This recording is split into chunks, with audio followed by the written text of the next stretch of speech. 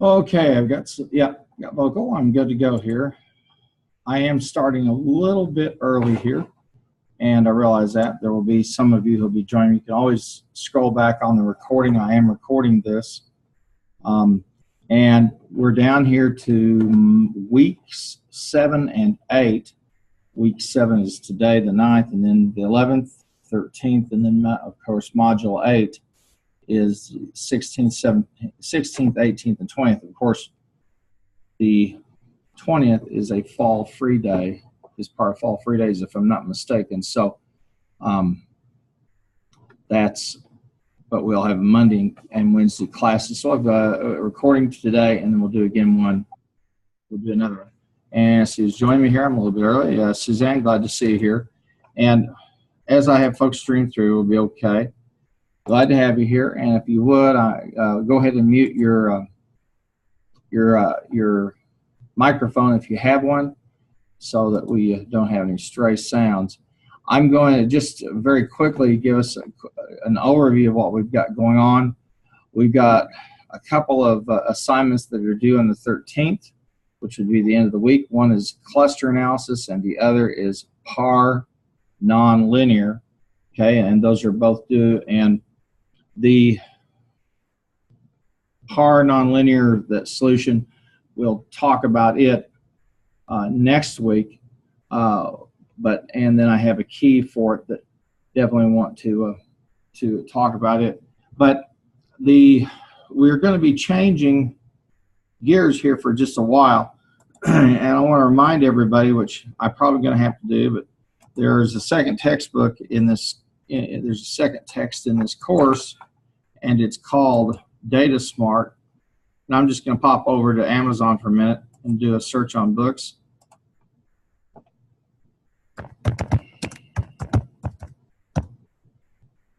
And there's the book that we're going to be using. You should have purchased it by now, but we'll be using it for some of these cases. Now, what we're doing is we're putting our toes in the water a little bit with this phenomenon known as big data. And so we're going to go through some exercises, acquiring some data that's unstructured, cleaning it up a little bit, and doing some analysis with it using some functions in Excel. We'll also do an optimization function. And if you go over to Amazon, you'll also see there's a page for his book, a Foreman page, and in page 36 of this text, you can find the files. And I also have them loaded over here. So the guy is, he's the CIO of MailChimp, and we're gonna see him. We're gonna use some techniques here that are a little bit advanced of what normally we might see in a management science course, but are the kinds of things that you're going to end up doing or looking at the results of at a certain point. So I want to start off first of all with the cluster analysis files, okay? And I want to talk about that. Last week we had several things that were due, and we talked about that. We went through each of those cases. I don't feel the need to go through any more of that stuff. So we looked at those, and we did pretty much module 6. So we're in module 7 and module 8. Notice that. Make sure you see that. And so weeks 7 and 8 are kind of combined here in one big module.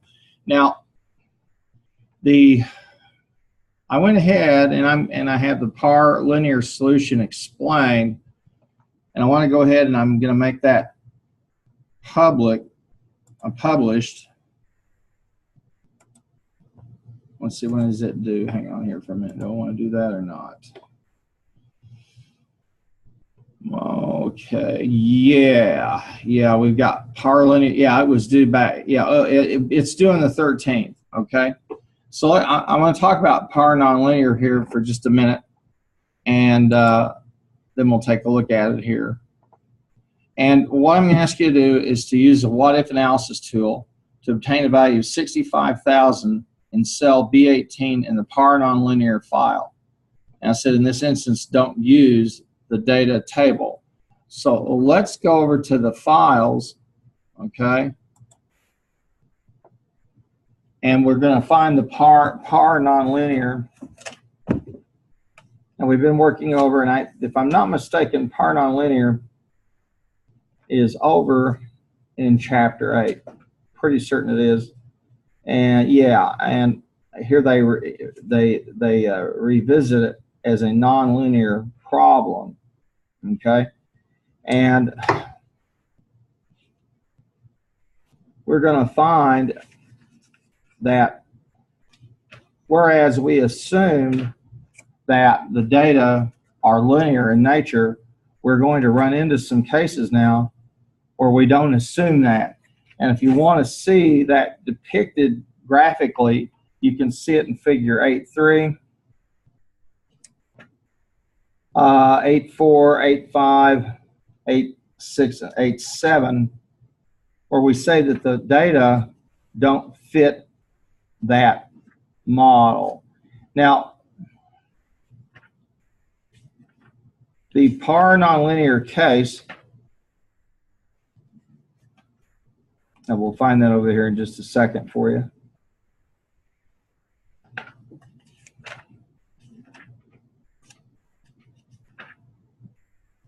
And we're going to find that file just to say, and let's go over to the files here, and we'll come down here. We'll look for the files for the course, and we'll talk about that. Then we'll take a look at the others. Okay, here we are, MIS web files, and I'm going to download that. And I believe we're going to find in chapter 8. Open that up. And we'll see the Excel files, and we will see par nonlinear XLSX. Okay? And what this deals with is they're assuming that this is par inc, it's continued, but we're not assuming, we're assuming that the data are nonlinear. And that's why over there in chapter 8, they talk about concave, convex, etc. Now,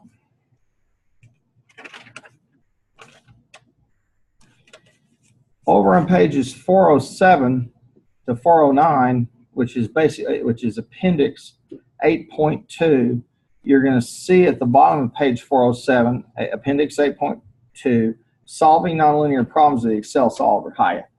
And what you'll want to take a look at is prior to that point, 407, 408, 409 covers par nonlinear. You really do, it would really be to your benefit to take a look at chapter 8 and just read through it. Now, the reason is that chapter 8 deals with what we would call non-linear optimization models or non-linear problems or data.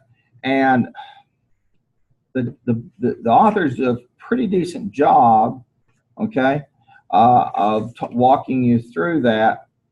And I think some of the better examples are over on page 385, where they talk about the forecasting the adoption of a new product.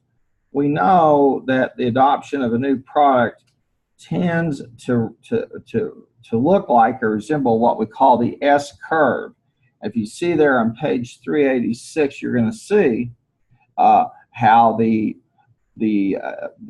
revenue dollars bump up, and then they begin to plateau, and then they begin to go down.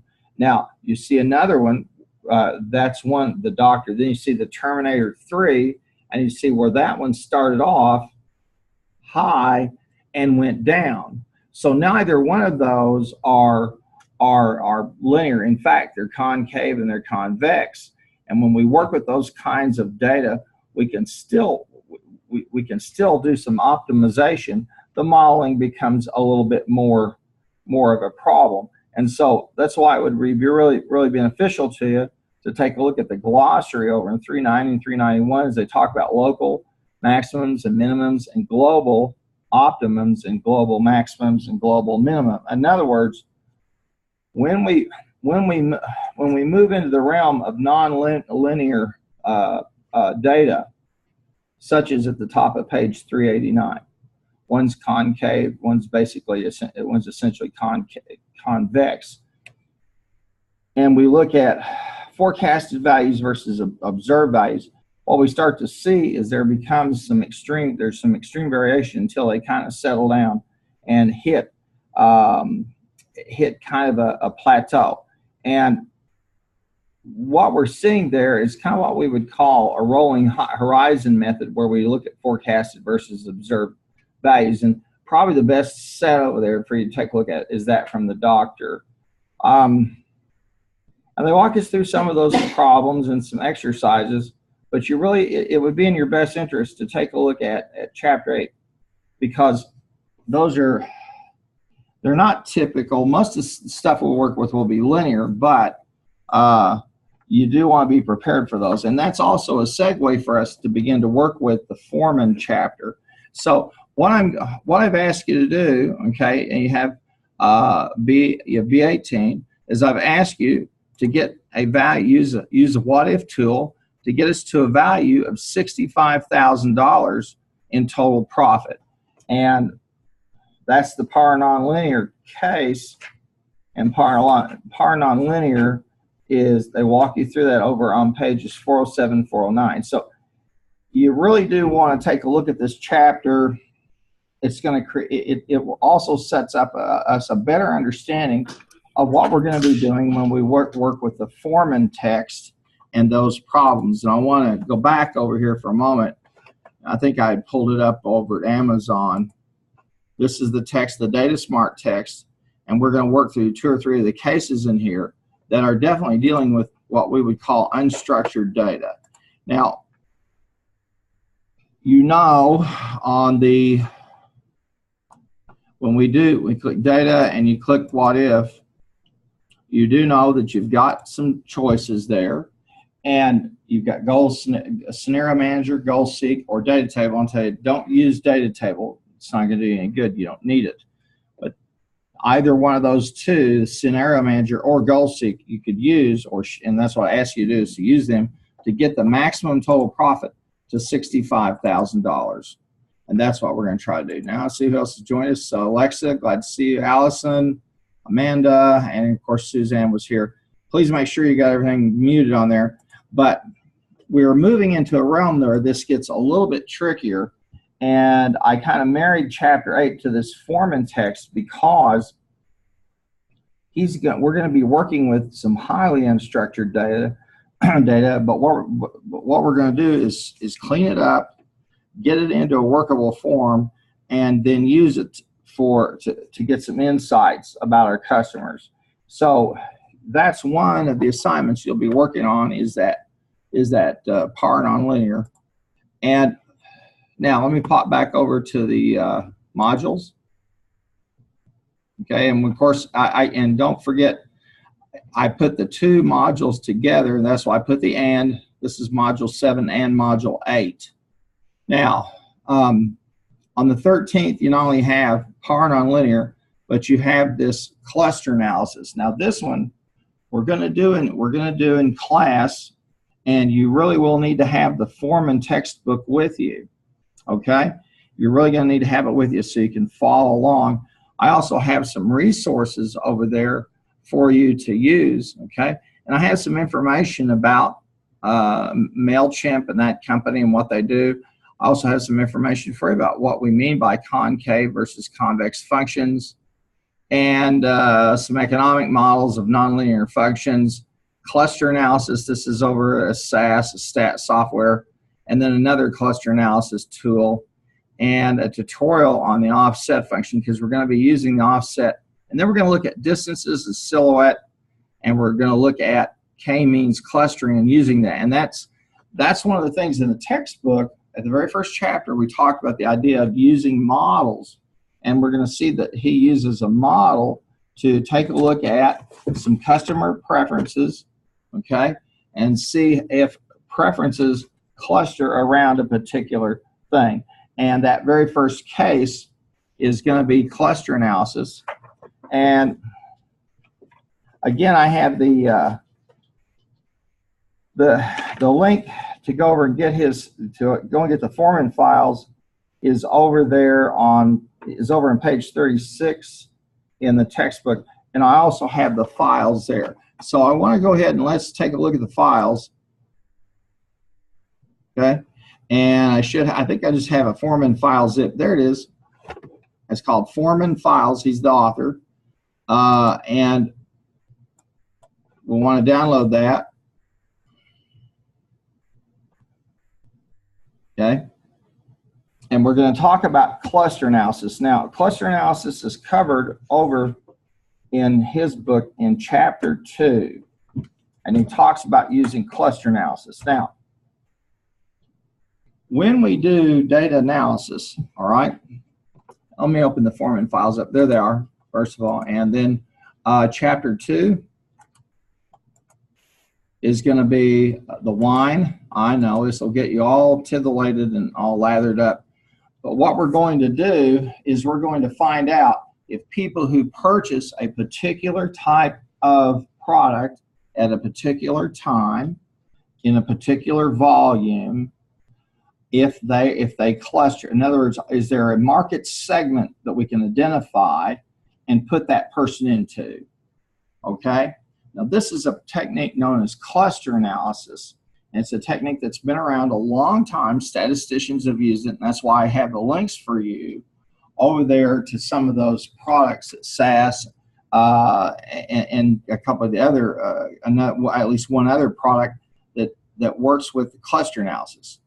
Now, that being said, let me stop for a moment and talk and just give you a quick review of statistics, which I hope you got, but you didn't. Maybe you probably didn't. If you're doing statistical analysis, okay, you're going to be doing, unless you're working with a predictive, even if you're working with a predictive model, the prelude to all of that is an aggregate model. And when we do that, okay, we're summing data, we're putting them into some kind of aggregate format, okay?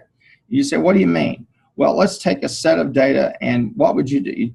You would compute the mean, the median, the mode, the standard deviation, the variance.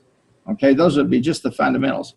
And there are two sets of those. One that's for the sample, and the other is for the population.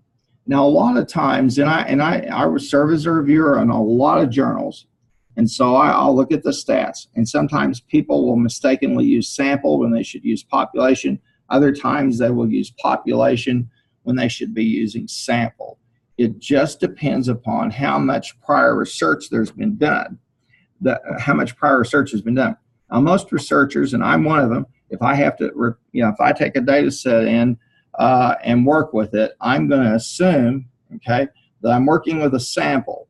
You say, okay, how's that differ from working with population data? Well, when I work with sample data, what I'm asking is, does this group of data, the data I've collected, does it fit within any kind of known parameter? Does it fit within what we would call a normal type of distribution? Okay, and that could be anything from just a straight Gaussian curve, i.e. a bell curve, to working with a typically with business, you'll either be working in Gaussian or working in some type of Poisson distribution.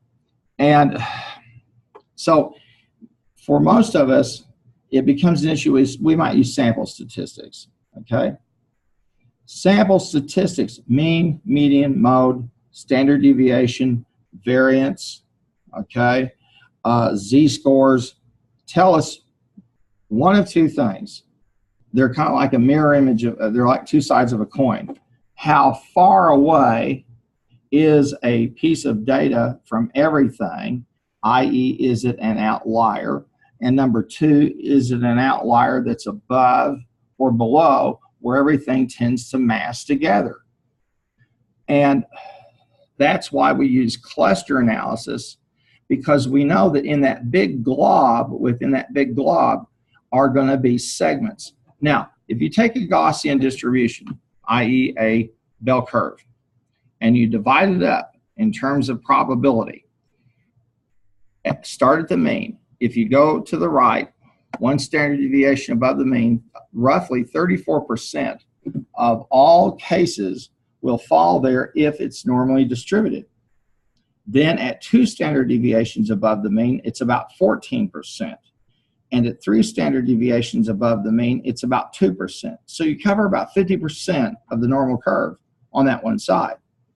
And it's just a mirror image at sigma minus 1, sigma minus 2, sigma minus 3. It's 34, 14, 2. And those are not exact, but they're close enough. But more importantly, they're close enough to make you think, well, within that 68%, i.e. 1 standard deviation above the mean, 1 standard deviation below the mean, you will find clusters or groupings. And so what we do, and this is a technique that probably psychologists use this technique. They do a lot of cluster analysis. Marketers do a lot of cluster analysis so they can identify market segments. And that's what we're going to do with this case. Now, what makes it different is that we have some, what we would call some unstructured data. And let's just look at it for just a moment, and you'll see what we're talking about. Now, you'll need to read chapter 2, okay? And we're going to use a k-means approach, and we'll explain all of that. But what we're trying to do is to say, okay, we have these 33 customers or 32 customers. I'm on the offer information, and we made them an offer of a discount on a purchase. And some of the product was obviously they're dealing with wine, and so some of it's past peak. In other words, it's kind of day old bread, if you want to say that, and the other is it's not. And we have the origin. And for people who purchase these types of products, the country of origin, even sometimes the region, the year, and all of that is a big, hairy deal. And there are people who can go, and they're wine critics and people like that. They can take a sip of a wine and tell you where it was made. Some of them can even tell you down to the area, the plot, or the area in the vineyard where the thing was made, which is unbelievable. But once you've learned those palates and the nuances, it's important.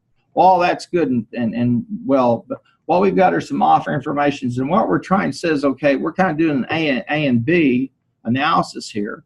And so we're going to try to figure out, all right, can we identify some market segments based upon how people respond to these clusters? Now, look, we're looking at minimum quantity, the discount percent, the origin, and the past peak. These, and of course, that's the type of wine, and then that's the campaign that they ran. That's the month, okay, where they ran the campaign. And this could be cars with various features. These could be, laptops with different features, phones with different features. The model is what's important, and that is we have some type of timeout series we've built, and then we have some dimensions that we're after, okay? And we assume these are, and we're going to find out who responded and who did not. Now, again, you're going to really need to take a look at chapter 2 to get the real benefit of this. And you ought to have the foreman text in chapter 2. It starts over in 29, okay? And he talks about using k-means. Now, the author does a really, really good job. He makes some silly stuff about a teenage dance and all this stuff. But he does a really, really good job in figures 2, 2, 2, 3, and 2, 4 to show you how we do this. And what we do is we identify, to do cluster analysis, you find a centroid or a central point, okay? And then you begin to find distances between them. If people are clustered in a particular market cluster, they will tend to they'll tend to be pretty tightly clustered in terms of how they respond to offers or whatever. It's really not a lot different than if you go into a particular zip code or neighborhood, you're going to find there's going to be 2 or 3 psychographic kinds of profiles, certain types of people that live there, certain income levels, because birds of feather flock together, and people who are alike tend to want to live near like people. So we have this offer information. He walks us through this whole thing using the dance, and he gives some silly jokes about himself, but he talks about over in 31 the cluster centroid, okay, and he says that's where the k-means gets its notation. Now what we're doing and what we're going to be doing is using what's called a Voronoi diagram. And I have some resources there for you. I'll close the part on linear off. And if you go back over to the modules for a minute, you're going to see that I have some resources for you to take a look at that deal with the Voronoi diagrams and what they're meant. And the whole point here, okay, is to show you that the process we talked about in chapter 1, finding a model, okay, a mathematical model, an iconic model, a schematic model, is how we do this. And so we first of all say, okay, can I statistically imagine or model these clusters? And we can. And that's why we use Voronoi diagrams. I've got a nice Wolfram, which is a really good site if you're interested in math at all, has a good explanation of what that is all about, okay? And you'll want to take a look at that. And I've got some other things there to talk about, some other resources on cluster analysis and also on the offset function, which is one that we'll use, which you may have seen or not seen.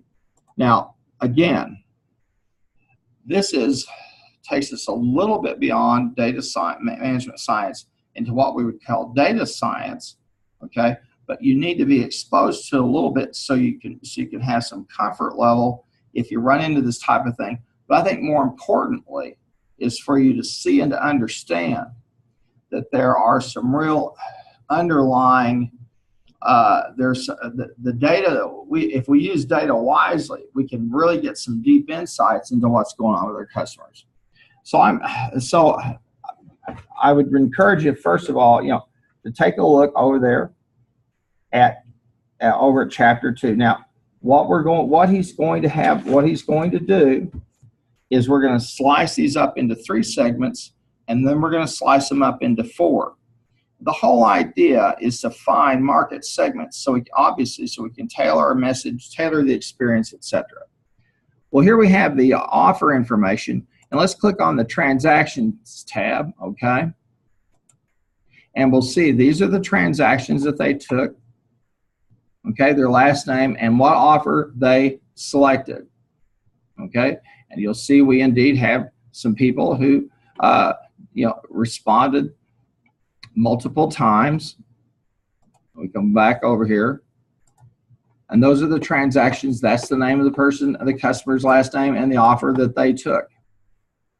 Okay, so what we want, so this is really that first step of saying, okay, let's try to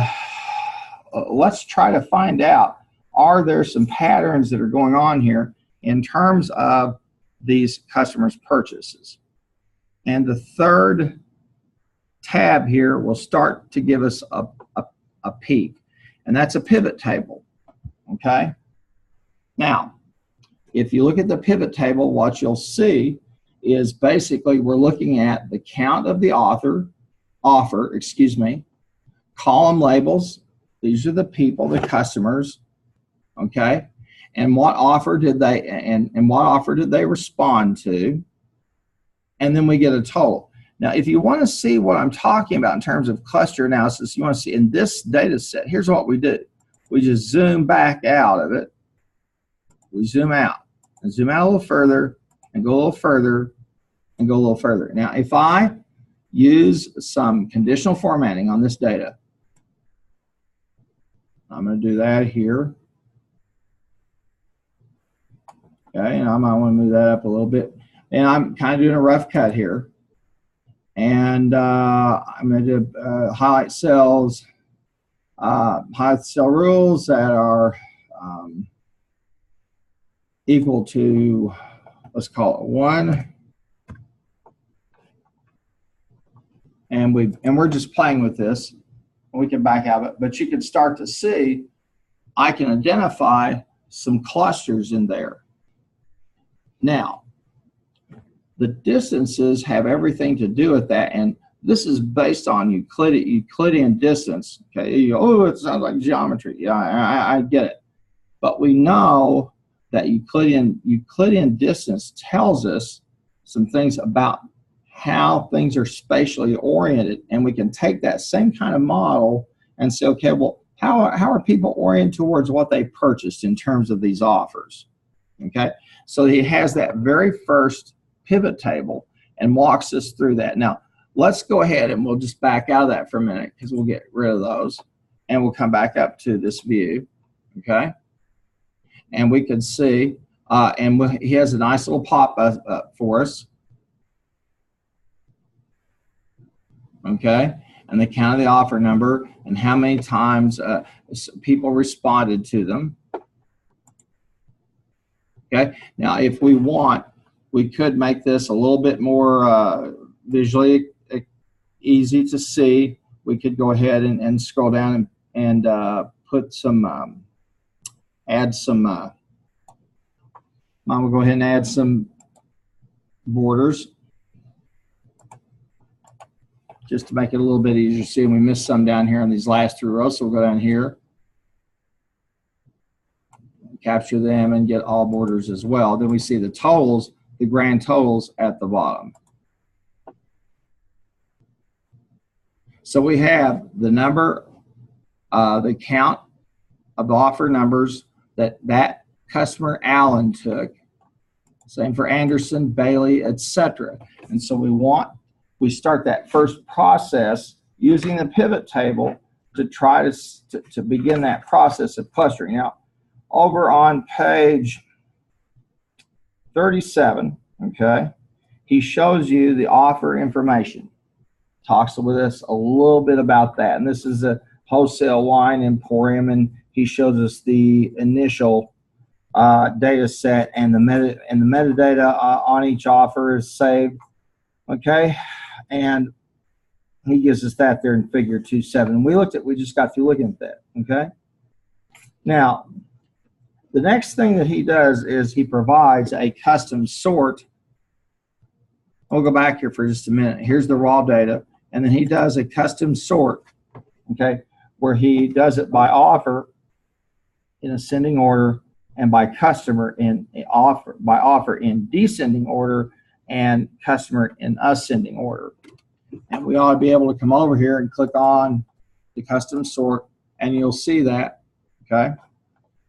And he wants, and what we do is we take the offers, we have the customers in ascending order, and then we have the offers in descending order, okay? And we can sort those guys through, and we would take this raw data and process it like that, okay? So let's go ahead and we'll do this. We'll start with customer number and the offer.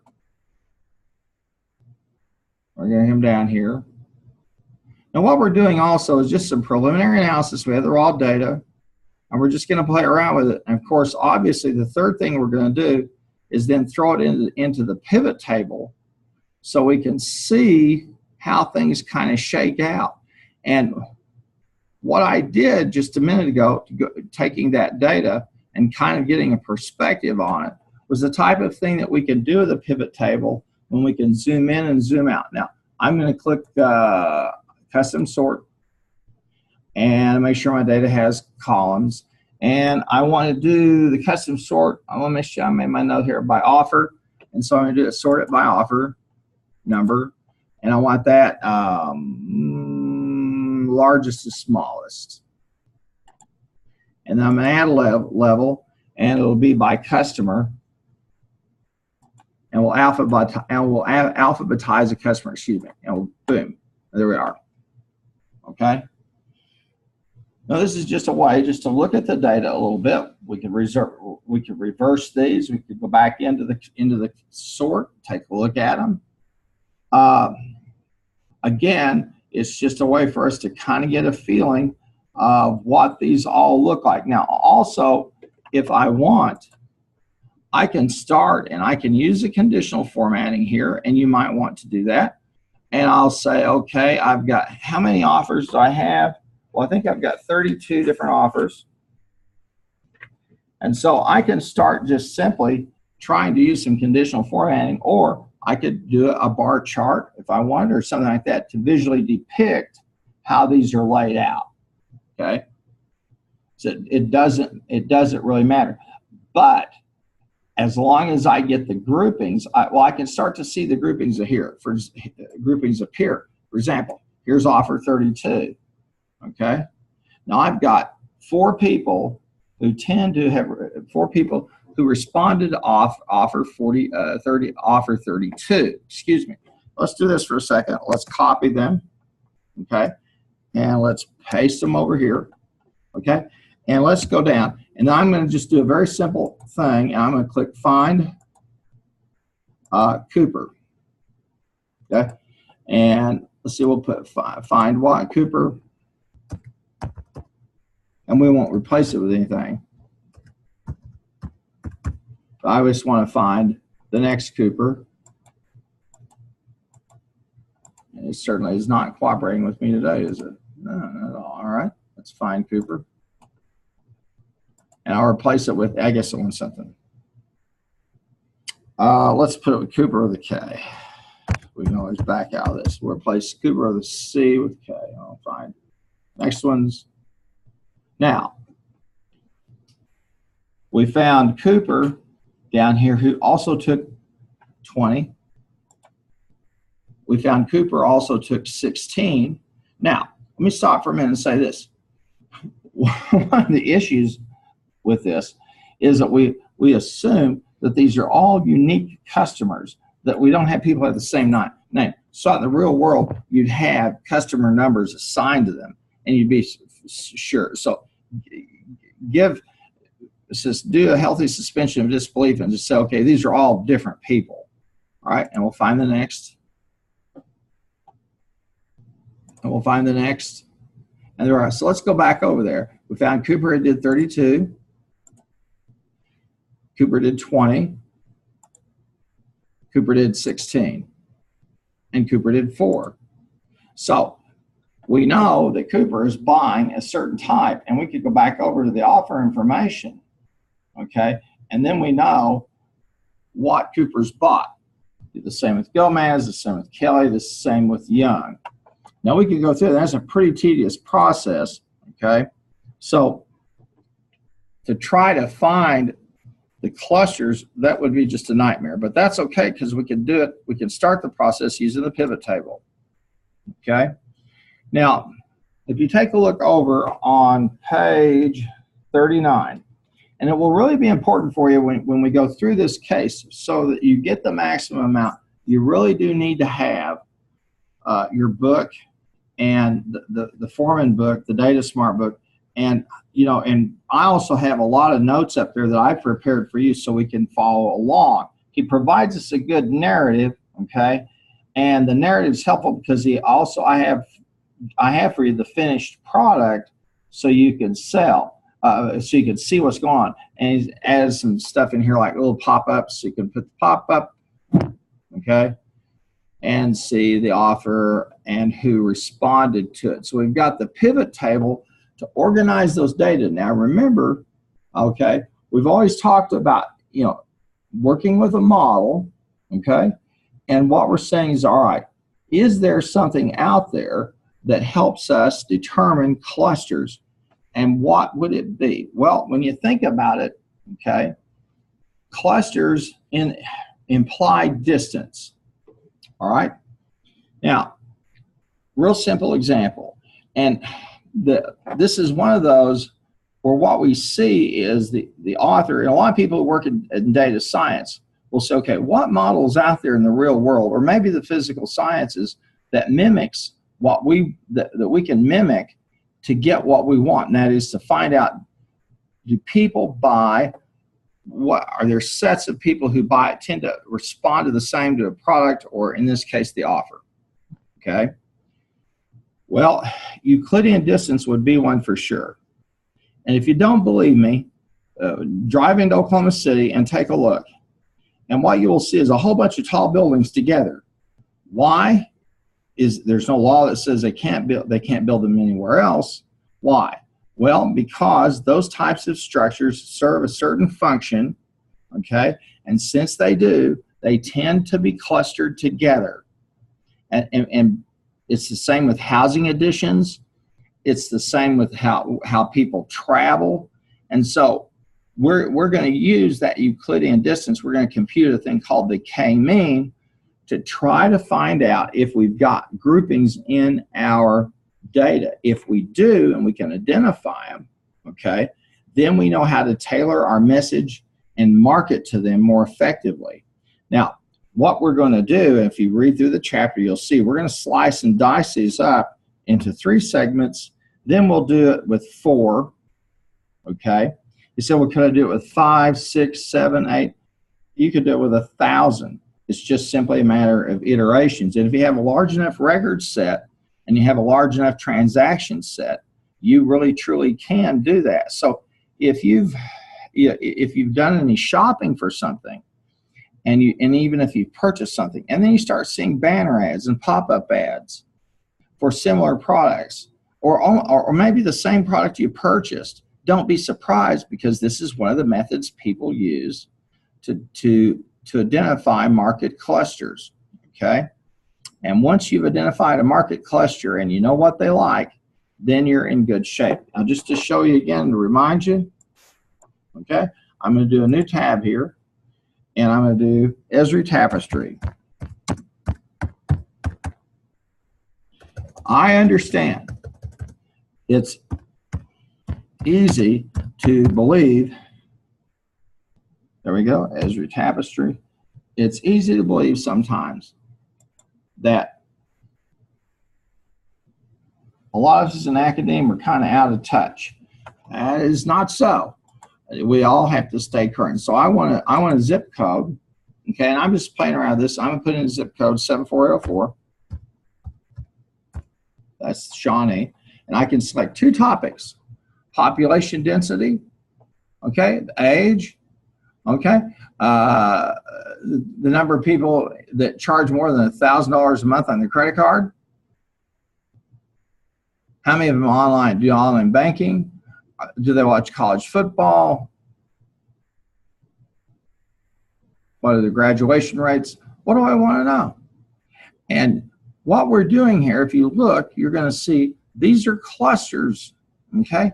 Because people who participate in certain sets of activities tend to have a same or similar, what we would call psychographic or sociographic profile, okay? And we've got median age and the population density. Let's do monthly credit card charges, and let's see, and then we'll do online banking. That's 2 interesting things. Let's see the results on that. Now it's going to give us the zip code. It's going to give us median income of these folks, okay? Online banking users. And it gives us the zip code versus the county versus the state, okay? And then the same data here. Now, again, they're using this technique that he's using. They're just using it with a bigger set of data and bigger set of computers, and with some more precise algorithms, okay? But the reason I wanted you to work through these 2 or 3 cases that we've got and to be exposed to his book is so that you could see we can use a pretty practical tool, Excel, and get some pretty powerful insights from our data. And really, this is the direction where management science is going in terms of trying to understand the underlying patterns when we have of data and exploit those patterns. So we've done that. So we can see that we kind of got some clusters here. Okay, and this is old and new. Here's one, old and new newcomers. Okay, and then we've got the salt of the earth people. Okay, and then midlife constants. And this helps us figure out, okay, how we would want to market to these people. Now, the median income for these folks is 54 grand. It's about 20,000. It's about $1,000 higher than the state, a little bit more than the county income, a little bit wealthier. But then you can see the monthly credit card charges. And so and again, we could go back and we could look for some more.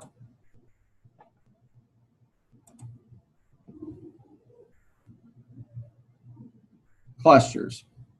Now, if you ever come to my office and you visit my office, what you're going to see, this is just a portion of it, you'll see I have a tapestry, a little, I guess kind of I got a poster or something hanging down to always remind me, you know, about the fact that data tend to stick.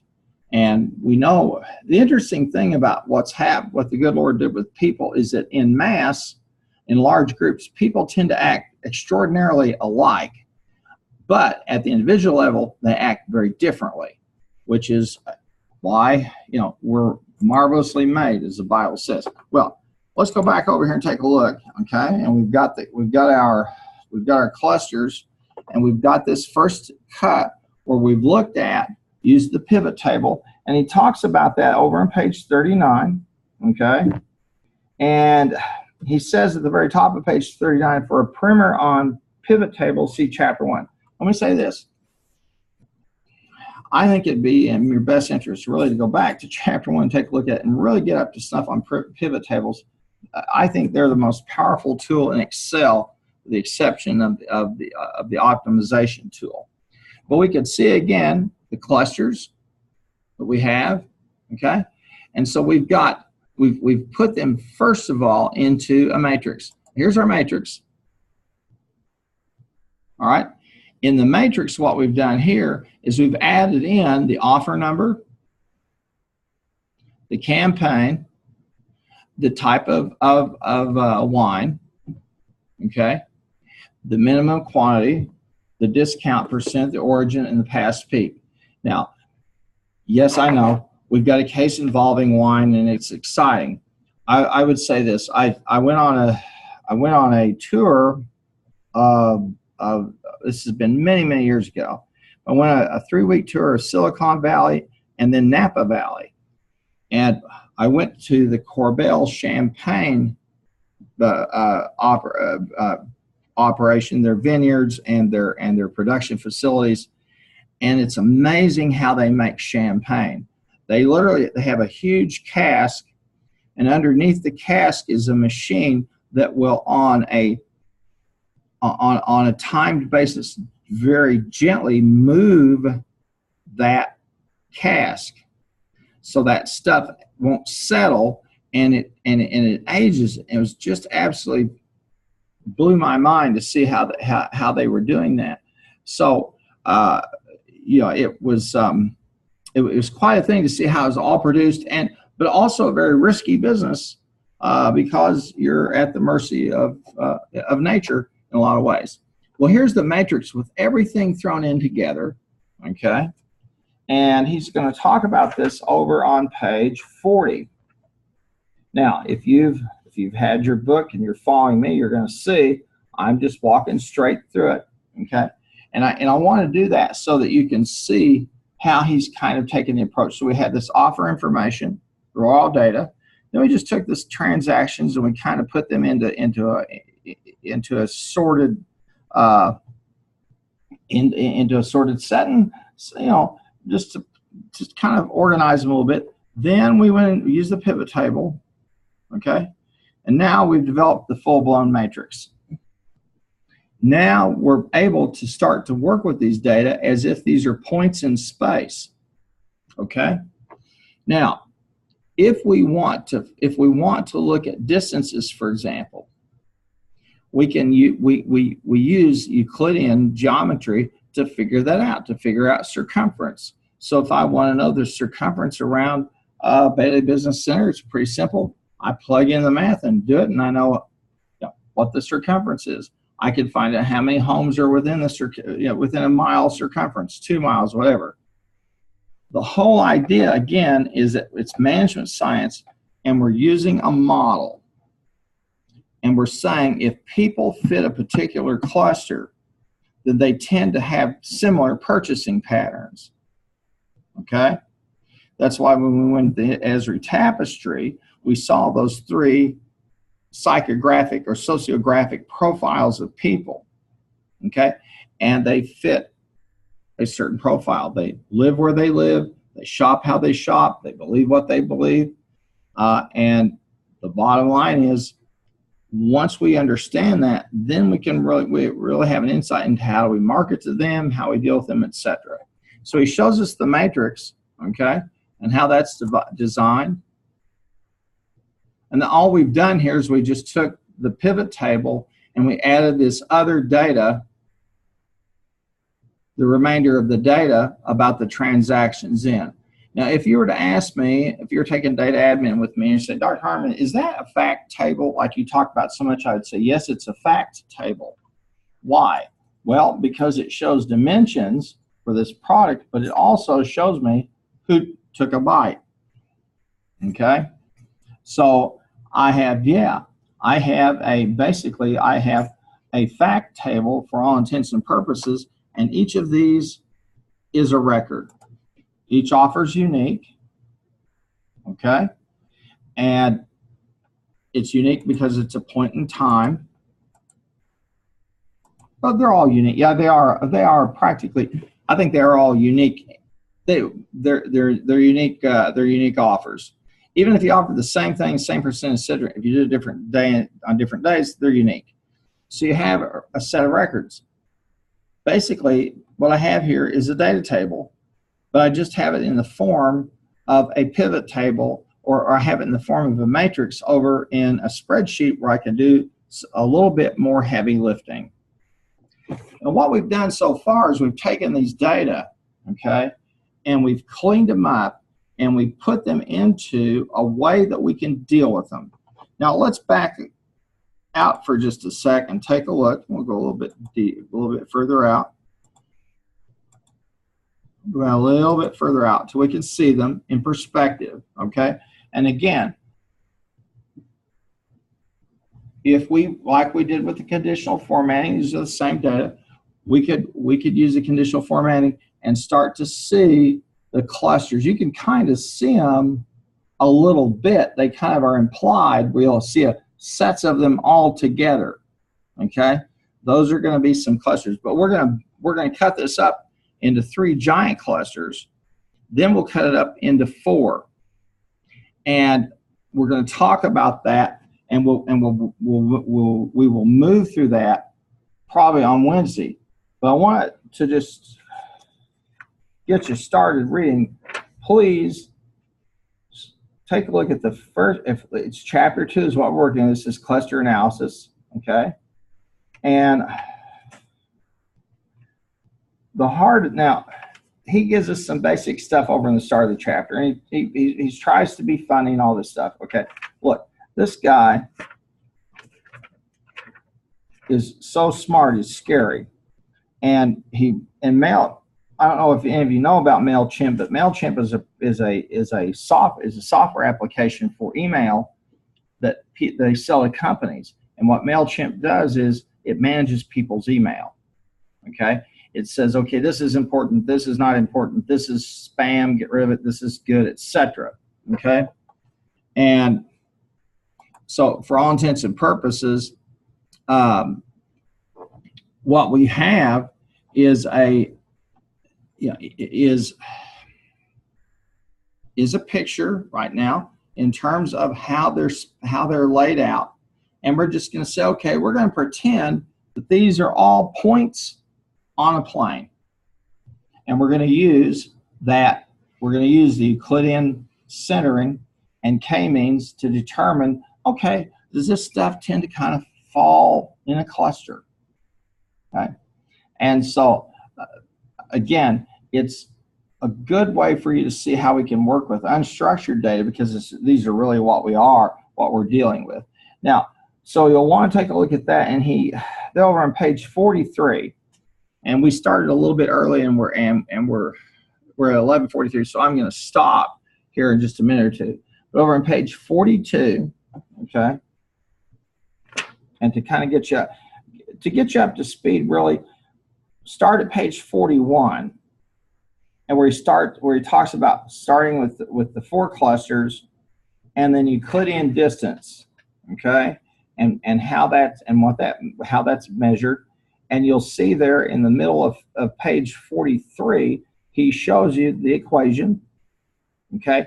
And so what he basically says is, all right, we have these offers, and we're going to pretend we're going to use this as if it's a model of physical distances. And that's what we're doing. And that's what's so smart about this, is he's saying, okay, I'm going to take a model over here in geometry and in geography, and I'm going to apply it here. And not too bad. So we'll stop here, and then on Wednesday I'll continue on and we'll finish this up. And now, all I'm going to ask you to do is on the 13th is upload this file, okay? And that's the one that you'll want to upload for the cluster analysis for that case. But when we come back on Wednesday, we'll spend some time and go through the remainder of this and see how we end up with. And in fact, I saw it was 3 and 4. I was 3 clusters in 4, but it's actually 4 then 5. My apologies. We'll see how he works through that process. Okay. Well, folks, thank you for your time. I appreciate it. And make sure all was here. And Alexander, thanks. Amanda, Suzanne, and Caleb, and everybody who's here today, thanks. And go ahead and take a look at the rest of the chapter. We'll talk about that and use that and do the cluster analysis. So I'm going to stop the share and then stop the recording, and we'll be done.